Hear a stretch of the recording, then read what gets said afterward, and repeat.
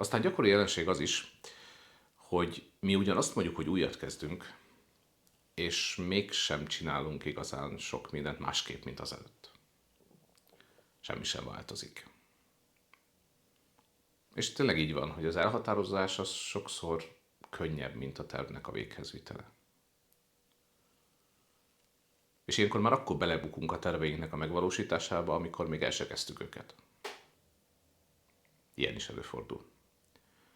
Aztán, ha sok ilyen tervet szőttünk, és volt egy néhány sikertelen, akkor feltesszük a kérdést újra és újra, hogy most a terv volt rossz, vagy nincsenek meg a megfelelő külső feltételek, vagy esetleg belőlünk hiányzik a szükséges tehetség, vagy szorgalom.